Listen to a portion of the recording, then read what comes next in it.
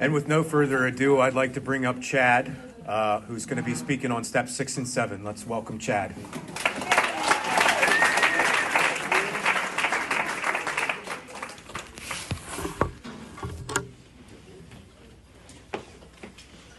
Let me get all this arranged to my liking. My name's Chad Payne. I'm alcoholic. Sober since April the 2nd of 2003. I want you to take just a minute and do some quick math on that. That means in a month I got 20 years. There we go. Yeah. I remember back when I picked up 5 years. After the meeting, I'm one of those guys. I work pretty hard to get some accolades in AA. I don't know why that is. But I was getting some when I picked up my 5 years, and my grand sponsor came up and he said, "How many years do you have now?" And I said 5. And he said, "Wow, I thought you'd be further along by now." And that's what a guy like me needs, But that's what I'm thinking right now as I'm about to pick up this 20-year chip, and I'm thinking about it. Wow, I thought it'd be further along by now. This is your after lunch 6 and 7 talk, otherwise known as nap time. And seriously, if any of you do find yourselves starting to fade, trust me, I understand. I've done some fading and some very interesting AA talks. So if you got to get up, move around for a minute, that won't hurt my feelings a bit. It's a basket. My home group is a Design for Living group. We meet in Neptune, New Jersey on Sunday nights at 7. And then I also have an online home group. It's a big book study, primary purpose group, and we meet Wednesday nights at 7:30. So if you're interested in either of those, let me know and I'll give you the information for them. Andy, where are you? Thanks, buddy. Thanks for asking me to come do this. It's an honor, and thanks for the secret recommendation from over on the other end of the room there. This is really cool to get to be up here, and then thank you to everybody that's doing the work behind the scenes for this. Thank you again. Let's do that one more time. We had a good lunch, and there's a lot that goes on at these, a lot that goes on behind the scenes. And as one of the speakers, you kind of get to stand up here and everybody gets to say all these nice things to you, and that doesn't always happen for the people doing the real work, so thank you. Thank you to all of you for doing this. Now, I got to warn you, Julie and I, we had a late night, we had an early morning, we had a long drive, and 6 and 7 don't make much sense anyway, so good luck. Let's see. I'm going to start out talking a little bit about me and then move into these steps in a minute. I come from a loving family, but we're dysfunctional. We're definitely a dysfunctional family, and I know that's true because 5 out of 6 of us either are currently or at some time in the past have been members of 12-step fellowships. 5 out of 6. That's pretty impressive, And number 6, it's questionable. I know there's a fellowship for him too. But I certainly wasn't abused, and I was loved, and I did pretty well as a kid up until about 6th or 7th grade is when it started to get on me a little bit. That's when I didn't know it was happening. It was just each day that went by, I got a little bit more tense and a little bit more anxious and a little bit more stressed out. I didn't have anything to be stressed out about. I've been to therapy. Really, I did have some stuff to be stressed out about. But things were really pretty good. It's just what was going on up here, right? It's what was going on up here. And I had a weird experience. I love to hike, and I went on a solo backpacking trip, and I had a weird experience up on a mountaintop all by myself. And I realized that the way my head had started working at that time in my life, and it's not completely gone now. It's not near as loud as it used to be. But the way that it was working, especially in childhood, as it was almost like there was a father figure following me around everywhere I went, saying, I wish you were more like this. Or, if you were like this guy, you'd be okay. And that's kind of how my head talks to me. And if that was some kind of father figure following me around, we'd call him abusive. But I didn't need that. I was doing it all on my own. And nobody was teaching that to me. That's just what was going on in this head. And it just progressively got worse and worse day by day. And I felt less and less good about who I am. and saw more and more of what was wrong with me. And it was on me, low self-esteem, insecurity, all that stuff. And just like the other speakers have said, who have been awesome, by the way. Wow. I'm just blown away at what I've heard today. Devin was great. Sarah, that's great. I'm kind of glad Sarah had to leave because I'm definitely going to talk a lot about her step. And, of course, Chris, a special thanks to Chris. It's guys like you that are carrying on this message. We've been talking about Mark Houston and Joe Hawk in the break, and guys like you carrying on this message and organizing, big things for AA and the ripple effect. Thank you so much. I'm so blessed to get the message that I've gotten throughout my recovery. Okay, so I got the solution to what was going on up here. It was alcohol that fixed it, right? I got immediate relief. I didn't know that that's what was happening at the time. What was happening at the time is I knew that drinking was a lot of fun, and I was going to do it a lot. But here's what I didn't understand then that I understand now. Life is actually awesome. I know there are some of you sitting in this room that are going, you damn right it is. And then there are some of you sitting in here, and you might be in the back. No offense to anyone in the back. But you're in here somewhere, and you're going, no, it's not. It's not. And it's not always good. Sometimes it's scary. Sometimes it's sad. Sometimes it's exhilarating. But it's an awesome experience that I couldn't experience because I was trapped in this thing. But what alcohol did is it freed me from this so that I could experience the awesomeness of the world. And it's supposed to be a lot of fun. It's a roller coaster ride. It's supposed to be great. But I just couldn't experience it until I got a little alcohol in me. And I got free of this mind, and I could be here with you, a part of. It's not that when I drank I felt like I was a part of and I felt like I was good enough. It's that I didn't care. I didn't care about that anymore. It no longer mattered. And I was present. So what alcohol did for me was much like a spiritual experience. Right, Devin? Much like that spiritual. Absolutely. Yeah. That's what it did for me. And it's interesting, because that's not actually what makes me alcoholic.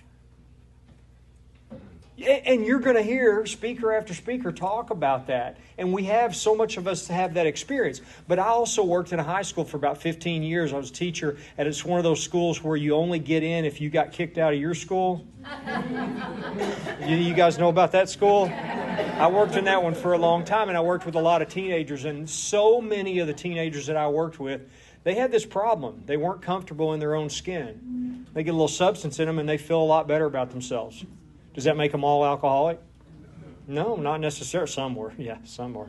We're saving a seat for some of my students, but not all of them. No. So then what is it? What is it that makes... Well, I'll tell you what makes me alcoholic. Once I put it in my body, I lose control over what's going to happen next. Sometimes it looks like I'm going to have a couple. That's the plan.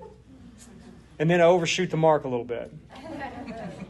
But it doesn't always look like that. Sometimes I say, Andy, let's get drunk. Right? Like I have no intention of drinking a couple. It's like, let's go get drunk. But I still have the idea we're going to have a good time. What I really should say is, hey, Andy, let's go to the bar and we'll get drunk. And then I'll hit on your wife and you beat me up. And then they'll throw me out and I'll peel out in the parking lot and hit a parked car and get arrested and lose my job and get kicked out of the house. How about that for a good night? So my point is once I put alcohol in my body, I lose control. I lose control, Like I'll tell you a quick story. I came home from a construction job one night, and this is while I'm still married, still living at home, and I've got a little daughter there playing in the floor. And on this night, my wife and I were getting along, which was rare, because when she got pregnant, we both decided to quit drinking, and she did. So we fought a lot, if you know what I mean, right? Yeah. But not this night. This night we're getting along. My daughter, she's playing in the floor, and my wife says, hey, go get us something to eat, and I'll put Abby to bed, and then when you get back, we'll finish watching this movie. Okay, cool. I'll do that. As I'm walking out the door, I look back in and say, I'll be back in about 20 minutes. You could have put a lie detector on me and said, Chad, you swear to God you'll be back in 20 minutes? I would have said, yes, absolutely. We're not even fighting. Yeah, I'm coming back. And I would have passed with flying colors. And I'm going to get us something to eat, and I get this idea. Tomorrow, my wife, she was in college. She'll be in school. I'll get my daughter up and get her ready and have a little quality time with her because I've been off on a construction job, right? I'm back home now. I'll have a little quality time. Then I'll take her to daycare. And then I'll go pick up my buddy Michael, and I got a four-wheel drive. I'm a country boy from Oklahoma. If you can't tell, I'm not from here. So what we do is we drink, and we take a four-wheel drive pickup, and we go get in the mud, and then we go shoot guns or something like that. It's a good day, right? And that was the plan. So I go get something to eat, and then I think, I'm going to stop by his house and just let him know I'm coming to get him tomorrow. Well, I stop by his house, and he answers the door, and they're in there drinking, right? They're having a good time. They're partying. He says, come on in. No, I got to go, man. I got tacos in the truck. I'm going home to watch a movie. And he says, well, just come in and say hi just for a second. All right, I'll come in for a second. While I'm in there, I have a drink. Well, next thing I know, it's midnight. Oh, no, I can't go home now. If I go home now, I'll be in big trouble. Some of you are thinking, yeah, that's good sound logic, right? Next thing you know, it's daylight. The sun's coming up. Like, buddy, we got to get out of here, man. She's going to come find me, and there's going to be a big fight. Somebody's going to call. We got to go. So what happens is my 20-minute trip to get tacos takes 2 weeks. But it's not like I come home in 2 weeks. It's like 2 weeks later, I get caught sneaking my golf clubs out of the garage at 4 o'clock in the morning. And that's how I showed up as a father and a husband. And that's what happened. You know what the problem is? I can't go home and keep drinking. So home's out of the question. Because once I start drinking, then anything that stands in the way of that's got to go. Right? Fast forward a little ways down the road there, and I had a bad wreck. Like Devin so well explained this morning, that alcohol problem is just one problem that I have. I have a much bigger problem, and it's a mental problem. It's insanity. I've got a really good reason not to pick up that first drink, and I still do it, right? I had a bad wreck. I ran off the left side of the road. I'm so glad I didn't kill somebody driving a big old pickup truck like we do down there. And I broke a bunch of bones, and I spent about a month in the hospital, and my big crazy family showed up. I know at one point my dad was in the hospital room with 2 of his ex-wives and his wife. That's what my family looks like. And I'd pushed them all out of my life, because they didn't fit. They didn't fit in my lifestyle. But they all showed up. They showed up, and we had that moment. I had that moment with many different family members where I looked them dead in the eye and said, we all know exactly how. This was just the straw that broke the camel's back. There had been many events leading up to this wreck. And we all knew why I had the wreck. I was under the influence, and this was happening all the time. And this was enough, and everybody was clear, and people were really relieved, even though I was pretty beat up. I had a broken pelvis and hip and shoulder and jaw and busted up head, but I was alive, and they were kind of like, finally, Chad's come to his senses. And I looked him in the eye, man, I'm done. I'm not drinking anymore. I quit for good. I'm going to fulfill my potential. I'm going to be a good father and a good husband and a good son, and going back to school. I'll be good. I'm going to quit. I'm done with this. My dad cried. I cried. It was the weirdest thing ever, 2 days. That's how long I lasted. 2 days, and I was out all night drinking and partying again. On crutches that I did not know how to walk on yet, with my jaws wired shut. My wife left, took the daughter, my daughter, and it's finally, she waited much longer than she should have. And then I got homeless, and not knowing where I'm going to go, and didn't work for a long time, and swore off day after day after day, with a firm resolution to stop. And I just, like Chris said, I kept changing my mind. Turns out I didn't really have a choice in the first place, I didn't really have a choice in the first place. And that's what makes me alcoholic. I don't have a choice over whether or not I pick up the first drink. And then once I do pick it up, all bets are off. I don't know what's going to happen next. And that's how it looked for me over and over and over. So what happened then at some point is my mom, who she's the Al-Anon of the family. She organized an intervention, and I'm such an idiot. She got word out to me that she had a paycheck for me to pick up. It's not funny.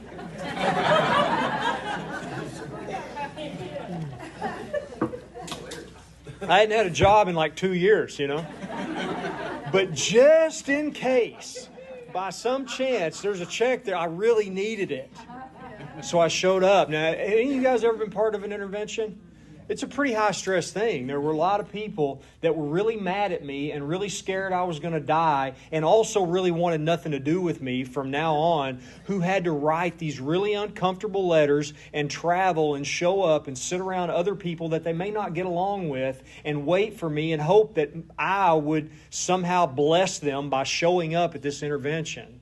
They did all that. They went through all that. And when I walked in that door and I saw those chairs circled up and all of them were occupied except for the one for me, and I saw all those people there that loved me enough to do that, even though they hated me at the time, they loved me enough to do that. And my first thought was, how could they do this to me? Yeah. I got a question for you.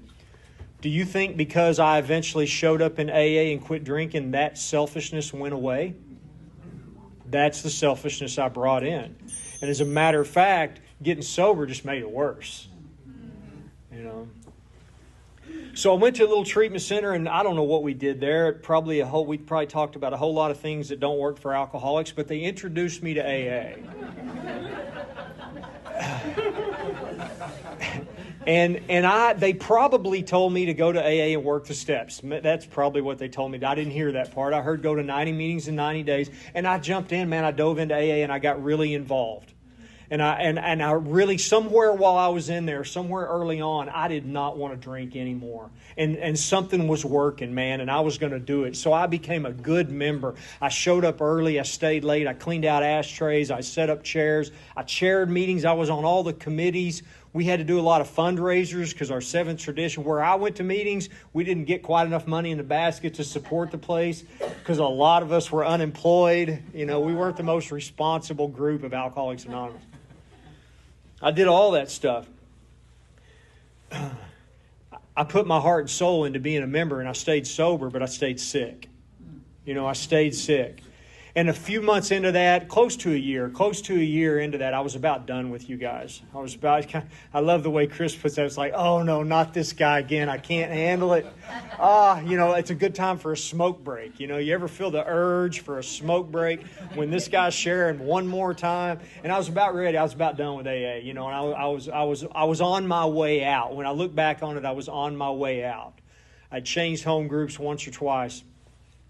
And then one night I'm chairing a meeting, and this guy shows up from out of town. And I was going to, do the right thing and talk to him for a few minutes after the meeting. And that few minutes turned into a couple hours. And what he did is he, out on the steps of that meeting with almost a year into sobriety, he 12-stepped me. He helped me to understand what was wrong with me, what I just talked about with you, how hopeless my condition was. He laid that all out for me based on his experience. And I can tell you, it was disturbing. I love the way Devin put it. It's not good news. It's not, And he let me sit there quietly for a while and kind of take it all in. And here's the disturbing realization that I had. As arrogant as I was, I started to realize that I was going to be just like the rest of those people that I saw come in for a while and then leave and drink again. Like up until that point, I was just under the assumption that, I'm sober. I'm not ever going to drink again.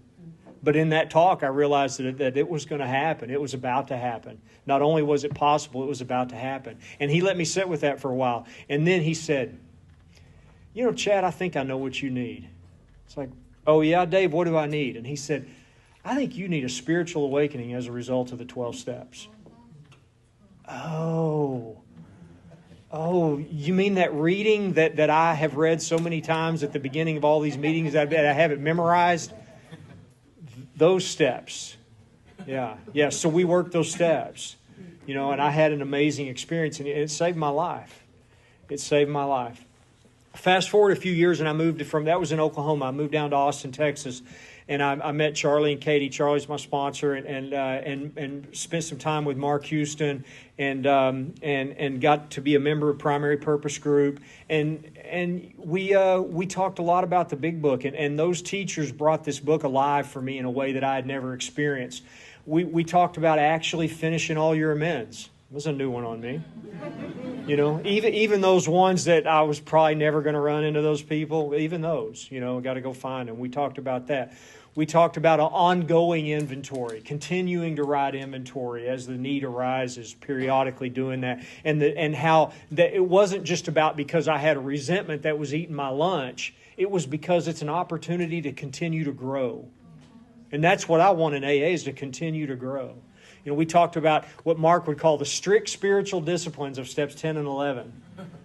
And we came up with a simple program of action on exactly how to practice those disciplines. And it changed my life, And then we came up, I learned a very, like Devin, again, I keep talking about you, buddy, it's great, a clear, systematic way to lay out the problem of alcoholism to a new guy, which, by the way, is the most valuable piece of information I've ever been given.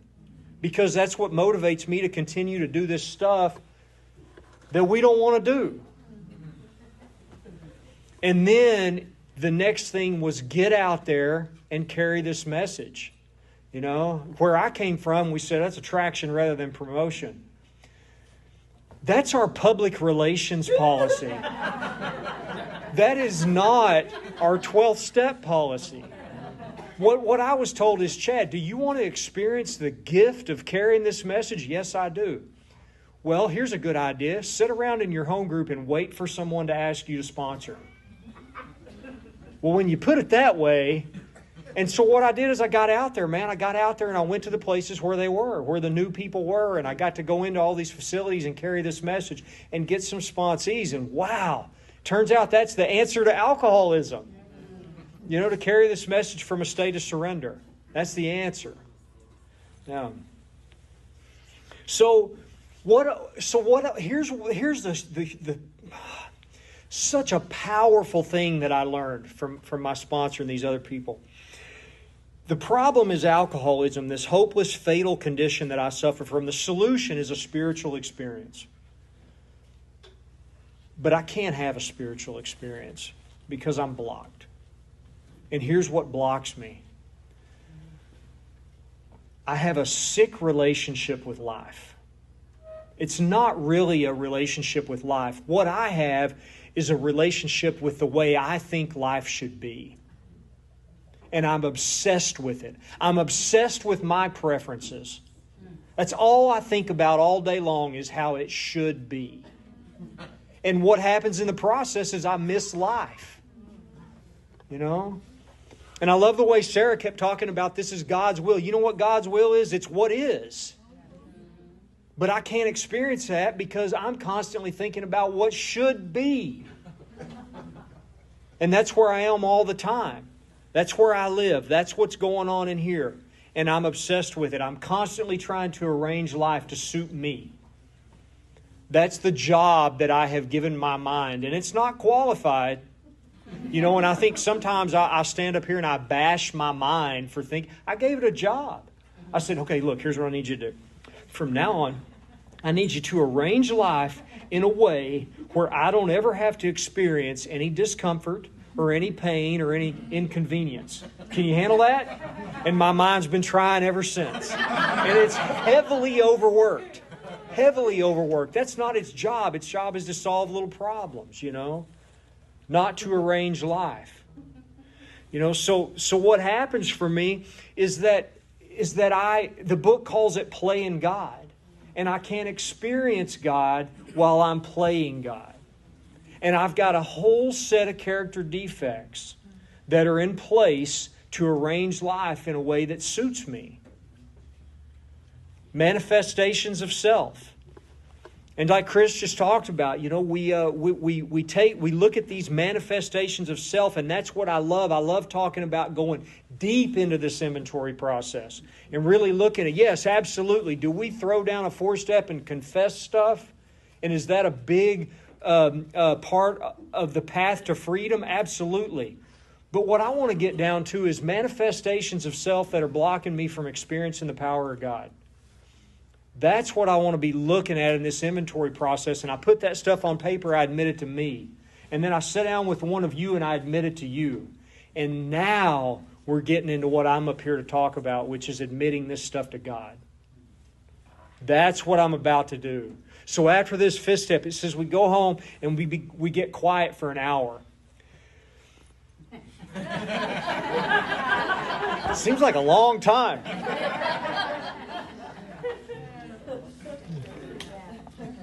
Anybody ever sit down and think, what am I supposed to do for an hour? That's a lot. And I'll tell you, if you don't hear anything else I say today, and you haven't done this yet, get some Mark Houston. He's all over the place. Anywhere where there's any kind of recordings of AA talks, listen to some Mark Houston. Maybe you'll hate him, but maybe you'll love him. And I tell you, I got to sit around the table with him once a week for a year, and I consider that one of the greatest honors I've ever experienced in AA. And he did a talk one time on this hour, just to a group of us at the table, and it blew my mind. Like, what? I had no idea that's what we were doing. No idea that's what we were doing in that hour. And he talked about, what do we do there? It's a meditation. It's like a reflection. I need to reflect back on these things, right? That we've talked about. It's to contemplate, to pray. But what are we doing here? The book says we carefully review what we've done. So what I have now is I have this inventory, and what I usually do now on this is I take some more notes, or sometimes the person I'm reading it to will take some notes and hand that over to me. And what I'm looking for here are some of my old ideas. These things that I've been carrying around with me that are no longer effective, this belief system, right? I'm also looking at some of these stage characters that I play. Who I think I got to be for me to be okay with me. And it ain't the real me, by the way. It's funny. It's so funny. I don't know if any of you are like this, but out there I was trying to be the tough guy living in a world full of criminals where I didn't belong. And in here I'm trying to be the AA guy. Well, I don't know what it is, but I'm trying to be somebody. Always trying to be somebody. I'm looking for this description of where I've been at fault. What has my behavior been, and that's showed up in the fourth column, and in the harms that I've done in this conduct inventory, and how I've acted when I've been scared, in self-reliance and all those things. I'm looking for what on the wall here. It says the exact nature of my wrongs. That's what I'm trying to get down to. And now I've got a list of this stuff that I'm ready to take into 6 and 7. And then it talks about looking at these first 5 proposals. So I want to look back at the ideas that we've covered, the concepts we've covered in these steps going into this. Am I clear that I can't manage my drinking? Okay, cool. That's pretty easy. But am I also clear that if I'm not deeply involved in this, that I will pick up another drink and I may not see it coming? Am I clear on that? Am I clear that this is a hopeless condition, that understanding all this is not enough to keep me sober? Am I clear on that? Self-knowledge is not enough. Am I willing to take all these old ideas and these prejudices that I have about you, about me, about the rest of the world, about spiritual things, about God? Am I willing to set that stuff aside and come into 6 and 7? Do I understand that any life run on self-will can hardly be a success? Am I willing to carry that in? Am I clear on that? That I'm a self-seeker even when trying to be kind? That I'm a victim of the delusion that I can wrest satisfaction and happiness out of this world if you guys will just all do what I want. Can I bring that into the 6 and 7, into this process? So that's kind of what I'm looking at here and what I'm bringing in. Are these stones in place, is the way that Bill puts it. This foundation stone of willingness. Am I still willing? Am I really willing? What's my willingness look like in this moment?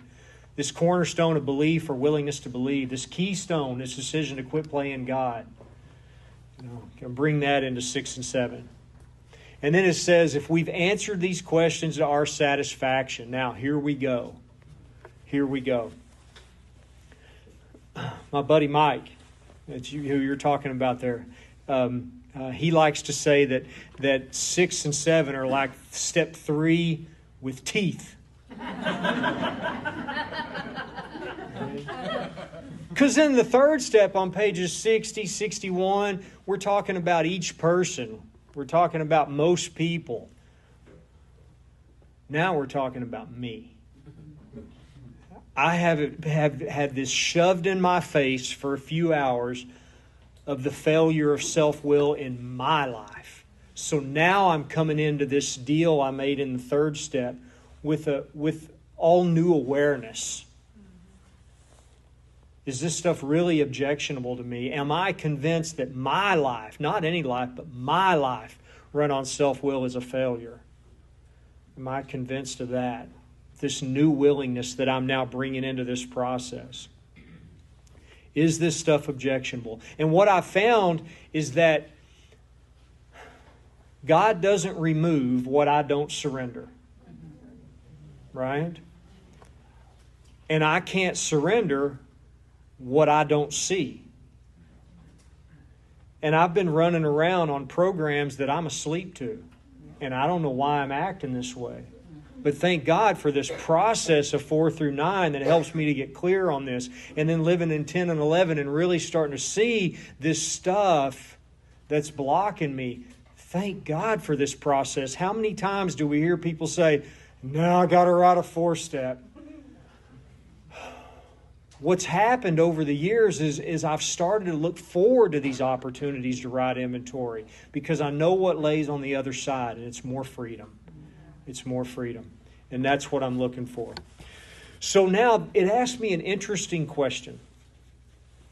It says, are we now ready? Are we ready? Well, of course I'm ready. Of course I'm ready to get rid of these character defects. What, are you kidding me? I always looked at that and I was like, why wouldn't I be ready? Like, have you been watching what my life looks like? And I'll tell you, I had such a big awakening listening to Bob from Minnesota, and I'm sure some of you have heard him say this, but he said that if you were to open him up and look inside, if you were to open me up and look inside, you would see that a lot of these character defects are not filed under problems. They're filed under answers. How am I supposed to cope with life without these character defects? I need them. I need them because they are how I manage my life so that I don't have to experience discomfort or inconvenience or certainly pain. I don't ever want to experience that. And I need these. So what I've been trying to do is manage them. I've been trying to manage these character defects. See, I'll give you an example. Dishonesty. That's a pretty simple one, right? I've got to learn to be who I really am so that I can connect with you on a deep level. But I need that dishonesty because I can't show you who I really am because then you may reject me. You know, what about lying? There's another one. Man, this lying, nobody trusts me. I got to stop lying. But I need lying because that's how I stay out of trouble. But, you know, let's get really personal. Here's a big one in my life, and the witness to this is sitting right over here. Rage. I know rage is killing me, man. I feel terrible when I act out in rage. But when you're coming at me with something that makes me so uncomfortable and I can't handle this fight anymore, if I throw a pan across the living room, I can shut down a conversation. And yeah, I've done that. Well into sobriety. Yeah. Here's another one I'm dealing with right now in this moment. Avoidance. I'm not getting done the things I need to get done. But you know what happens when I get really overwhelmed and I'm afraid to make a decision? Then I need avoidance. We'll scroll through this phone for a little while. We'll deal with that later. Too uncomfortable right now. And I don't even know what's happening. I just know that, dang, I've been on my phone for a while. It's distracting. No, I'm avoiding. That's what I'm doing. See, so that stuff is really messing up my life, but there's a part of me that says, no, you need it. So am I really ready? Am I ready to let God remove this stuff that I'm saying is objectionable? Well, I don't know. And then I find myself in a dilemma. Remember that dilemma we were in with alcohol? I'm in that dilemma with character defects. I can't live with them. I can't live without them. Yeah, there we go again. So it's all about manage versus surrender. What I want is relief from consequences. But then I'm starting to transition into somebody who wants freedom and a relationship with God. And that's where I find myself in these steps. My first sponsor, I came to him in early sobriety and said, I'm trying to quit smoking. And he said, I quit smoking when I had about 3 years. And I said, really? I said, how'd you do it? Because back at that time, it was all about the Nicorette. Everybody was chewing the Nicorette. It's so funny. You go outside a meeting, see one of my buddies, and I'm like, bro, are you smoking a Marlboro and chewing Nicorette right now? And he's like, yes, I am. And check this out. And he's got the patch on, Like, that's my boy right there. I didn't want to do all that. I said, Dave, how'd you quit smoking? He said, I made a deal with God. I said, you made a deal with God. What kind of deal did you make with God? And he said, the deal I made with God when I quit smoking was, God, I won't pick up another cigarette if you'll make sure I'm okay without them. I'm not up here giving a don't smoke talk. That's the philosophy that I can take into the removal of these character defects. God, I'll quit lying if you'll make sure I'm okay telling the truth. God, I'll be who I really am if you'll make sure I'm okay even if people don't like me because of who I really am. God, I'll quit throwing pans across the living room if you'll make sure I'm okay sitting down having these uncomfortable conversations. God, I'll quit avoiding this stuff and make a decision if you'll make sure that I'm okay even if I make the wrong decision. Right? Yeah. Yeah. So the question then is what do I really want? And that's what it comes down to. And I'll tell you, that moves us right into the next part of the sixth step. And it's just like with the alcohol. When we surrender two big things in step one. The first thing we surrender is I can't manage my drinking. I got to surrender these attempts to manage my drinking. So what's the solution? Quit drinking. Which brings on another surrender because I can't. Well, back to character defects. I can't manage this. So I've got to surrender my attempts to manage these defects. Well, guess what? I can't quit the character defects either. Not on my own power. Any of you guys ever did that experiment in early sobriety where you're like, okay, I'm not going to lie anymore. And then by 10 a.m., you're like, damn. That's number 4, Yeah.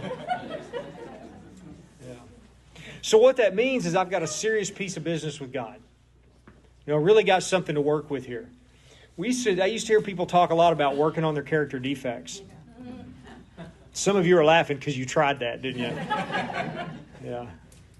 Yeah, that doesn't really work that well. It turns out these programs that I've been running on are a lot more powerful than I thought they were. A lot more powerful. And to change my behavior on my own is pretty tough. Though I do have a lot of work to do. That work is not in the removal of character defects. I do a lot of work in step 4, step 5, to become aware of this stuff. I do a lot of work in steps 8 and 9, in cleaning up the damage that are caused by these character defects.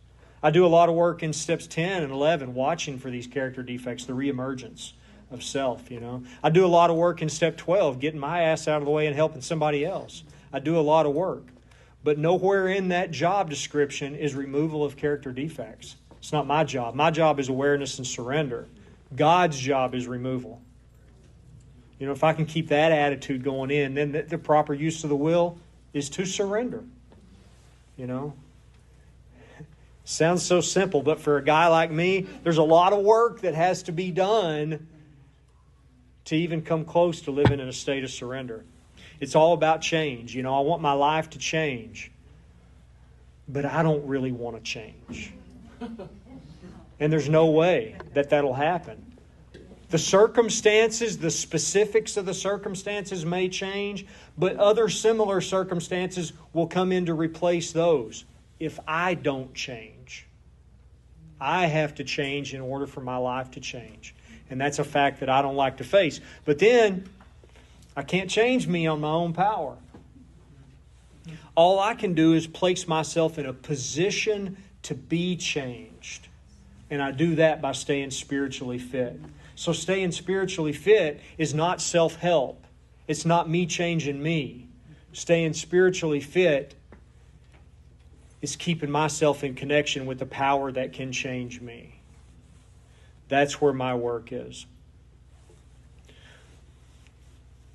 So I have a couple of old ideas. I have a lot of them. But the couple I'm going to tell you about, one of them is I shouldn't have any problems. You don't know me well enough to laugh like that. Another old idea that I have is that I come to God clean. Does that make sense? Like I'm supposed to fix this stuff before I approach God. You know? And what I've learned in this, Mark would talk about going to God with dirty hands. You know, can I show up there? Can I show up dirty? Can I show up before God? And you know, it's so silly because God knows me better than I'll ever know me. And God loves me the same no matter what I'm doing. I had someone point that out to me. They said, you know, Chad, God loves you just as much when you were stealing grandma's furniture as God loves you when you're sitting down helping the new guy. It's the very same, and that's 100%. That's the only way God loves, is 100%. You know, not me. That's how God loves, unconditionally. Can I come to God and say, you know, God, I can't be authentic because I'm afraid no one will like me? Can I do that? You know, can I come to God with how it is? Can I come to God and say, you know, God, I'd rather intimidate the one that I love than have an uncomfortable conversation? Charlie has me work with 4 questions in the 6th step. The first question is, what is it that's objectionable? It's kind of funny. The question was originally, what is it that's objectionable to me? And then Katie said, just because it's not objectionable to you doesn't mean it's not objectionable. So Charlie changed the question. Now the question is, what is it that's objectionable? And that's that list that I've made going into this. The next question is can I fix this on my own? No, I'm powerless. The next question is, am I willing to let God change me in whatever way He sees fit? Even if I don't know what that's going to look like. And a lot of that is based more on the failure of my own life run on my will than it is on any belief that I have about God. Does that make sense? It's much more about me realizing how what I'm doing doesn't work than how much I know about what it's going to look like handing this over to God.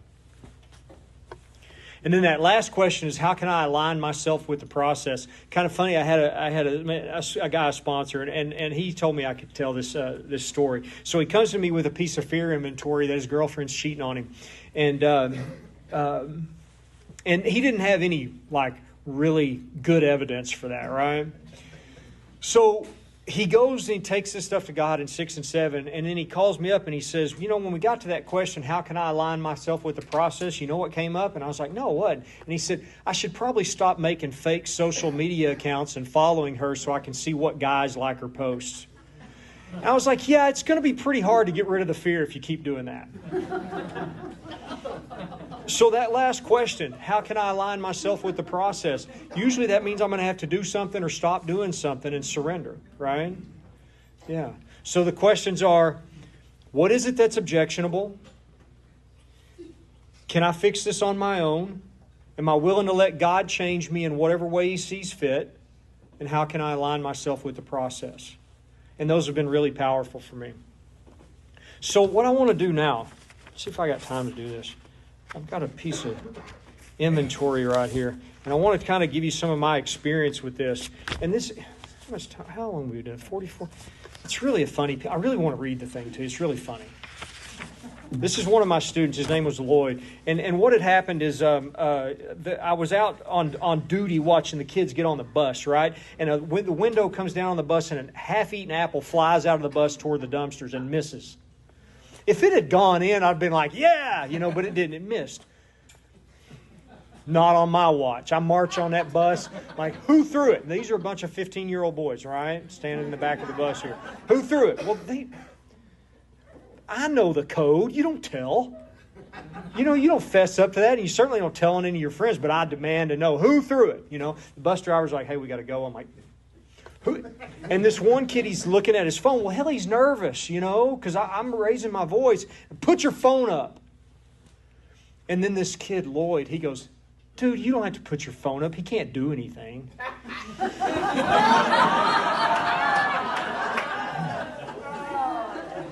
Well, guess what? He's right. I mean, I could do something, but I'd probably get fired, So I have to get off the bus, Now, if I could go back and redo that, I would walk on the bus, ask who did it. Nobody would tell me, and I would say, okay, I got it. And I'd go walk off the bus and throw away the apple. That would have set an example, right? But no, I was demanding to know, and I didn't get my way. So what do I do then? Since I didn't get my way, now we got 4 columns to look at. So I'm writing inventory on this guy. He doesn't do what I say. He has an attitude of superiority. He's entitled. He's lazy. He makes a decent grade in my class without working hard. I preach you have to work hard to make a good grade, right? He argues with me and he's disrespectful to me and he laughed at me when I was mad. Okay, so I get to looking in this 3rd column and I have a bunch of old ideas come up. I play these stage characters. I'm a good teacher. I'm the authority figure. I'm the tough guy. I'm the professional, so I can't go to the principal. I got to handle this. I got all this conflict going on. Others should listen to me when I mean business. No one disrespects me. You know what I want out of this deal? I want to put him in his place. I want to punish him. I want him to fail. I want revenge. And I want everybody to know that I won the battle. And that's where my mind's just rolling. Did you hear the part where I want him to fail?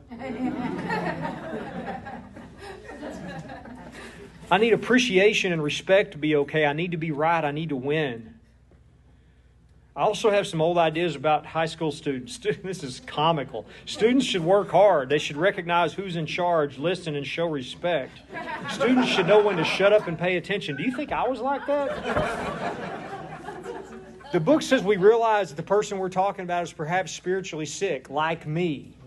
Right? I realize Lloyd is spiritually sick. He's an insecure teenager with an out-of-control ego, trying to become a man the best way he can figure it out. He reminds me of me. Then we get into this 4th column. I'm not concerned about what's best for Lloyd. My concerns are all about me and what I need. I'm being childish, not him. I set the ball rolling by demanding to know who threw the apple, and then I got upset when they didn't tell. I came in trying to be a badass and it backfired. I demand respect and don't get it. I set myself up for resentment and lose the opportunity to be helpful. I have self-seeking thoughts of how to get back at him. There's a long list of how to do that. I won't bore you with the details. I'm delusional to think a 15-year-old boy would act any different. And then I'm afraid. I'm afraid of losing, being wrong, being disrespected, looking incompetent, embarrassment, losing control. I'm playing God. Okay, so let's take this into this hour in 6 and 7. Now, what is it that's objectionable? These stage characters I'm playing. The tough guy, the cool teacher that everybody likes, the professional who doesn't need any help to do his job. Those guys don't agree with each other, but they all have a voice in my head. I have a need to win at all costs. A need to be tough, to prove something.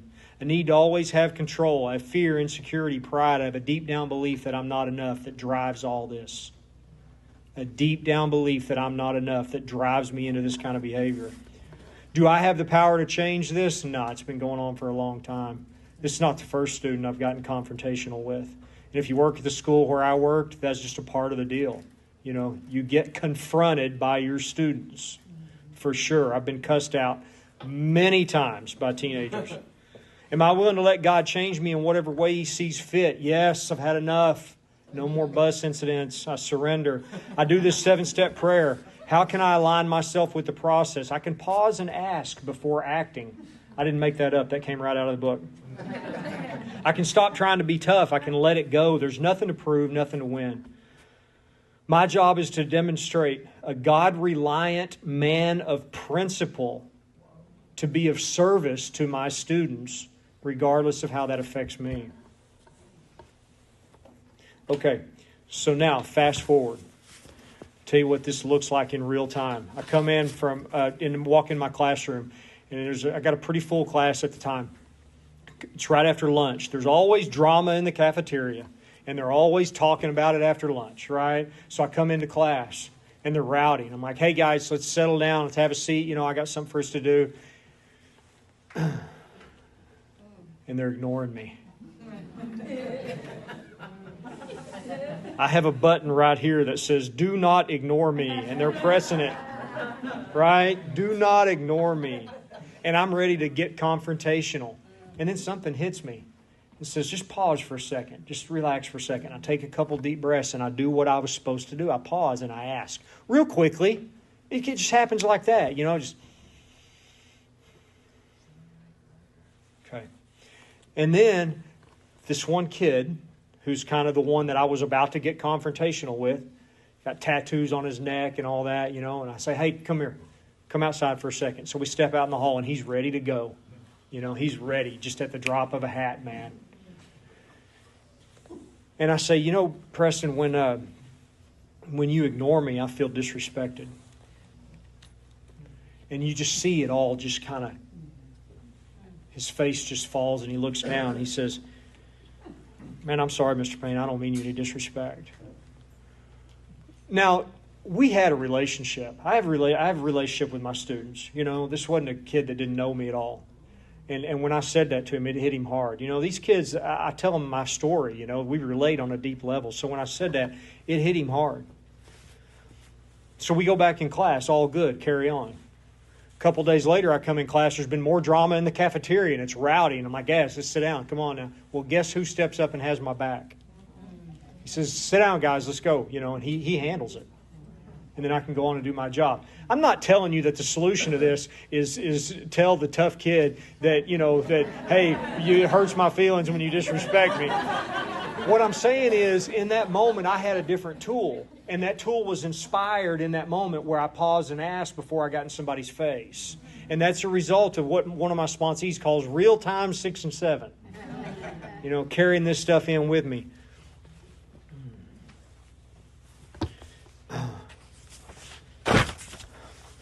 So how we grow in AA. We made a deal in the third step. When God says, I'll give you what you need, just stay close to me and do my work. Okay, cool.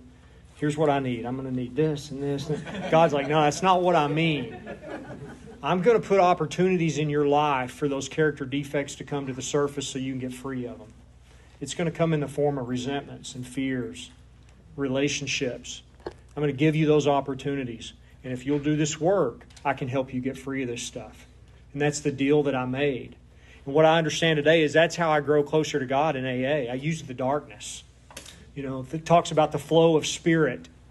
My flow is blocked. All these energetic blockages in me, these old ideas, these character defects, these resentments and fears, all this stuff, it blocks the flow of spirit. My job is not to go find God. My job is to remove the blockages and get back to my natural state of God consciousness. As a child of God, that's my natural state. And that's what I'm trying to get back to. It's a process of undoing, not doing. And that's how we seek God in AA. The goal here is continued growth. The best case scenario is today I'm working on a different character defect than I was working on 10 years ago. That's the goal. It's messy. This stuff is messy, and guys, to tell you the truth, I think that's why a lot of us don't stay. We find a reason to get out because we just can't face what it looks like to uncover and deal with more character defects. You know, that's why we have so many people coming out and just thumping this big book with a year or two, and then they get in a relationship, and the discomfort is too much to take. You know.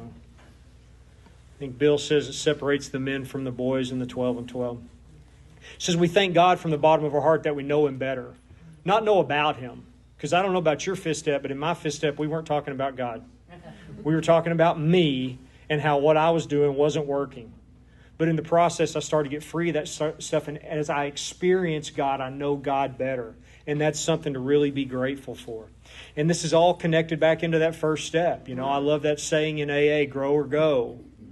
You know, today I want to do work on this thing that happened in the classroom. I don't want to do any more work on drinking. I want to keep that a thing of the past, you know. Mark would talk about how much freedom do you want. I don't just do this to stay sober. I do this because I want more freedom. I know that today, right now in this moment, it's not about alcohol, but it can be. So I want to continue to do this work on the character defects that are popping up in my life today. Continue to do this work to surrender this stuff. When we get to the 7-step prayer, it's a lot like the 3rd-step prayer. As a matter of fact, if you put them up next to each other, they're basically the same prayer, just put in different words. And it's a commitment. It's a commitment to do something that I don't really know how to do and I don't understand how it works, but it's just a commitment. I've been to therapy. I'm not proud of it. And I was seeing this therapist. I saw her about 3 times. Therapy's great. It's a privilege. I think that anybody that can, I'm just joking. I think anybody that can do it should, in addition to an AA program, not instead of. With an awakened spirit, it's actually pretty helpful. But I'd met with this therapist 3 times in the summer. And she said, okay, I think we can do some work here. It's like, cool. All right. She says, I'm going to need you to commit to come see me once a week for however long. And I said, okay, cool. But here's the problem. I teach up in Round Rock, and you live in South Austin, and that's about an hour-and-a-half drive.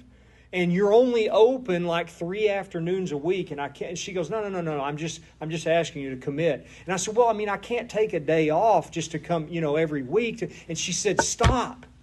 I'm not asking you to figure it out, Chad.